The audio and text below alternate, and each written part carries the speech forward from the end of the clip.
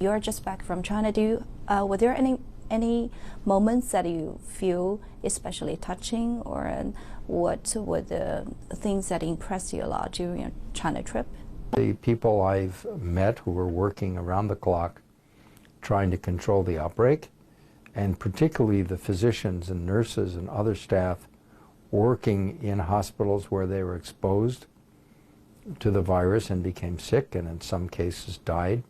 I mean, all of these things are extraordinarily touching. 利普金教授介绍说，此次前往中国，他还与包括中国工程院院士钟南山教授在内的中国专家学者进行了交流。So Professor Zhongnan Chen is a friend of mine since 2003. We met during SARS and we met again this time. And as you know, he's working tirelessly, despite the fact that he's not a young man anymore. And we had frank discussions about what it is he felt we needed. And I'm complete agreement with him. He needs better diagnostics so that he can identify who's sick and who's not.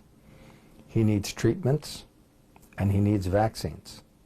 He also needs personal protective equipment. 利普金教授还表示，野生动物市场必须彻底关闭。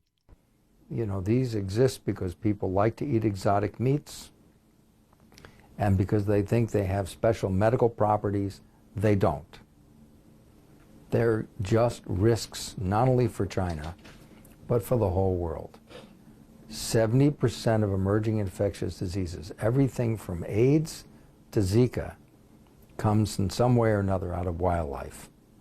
利普金教授还强调，目前不管中国还是全球其他地方，互联网上都有一些未经验证的消息。他呼吁人们通过正规渠道了解新冠肺炎疫情信息，不要轻信谣言。同时，利普金教授也再度驳斥了新冠病毒并非来自野生动物的谣言。All the evidence that we've seen thus far indicates that this virus came from wildlife.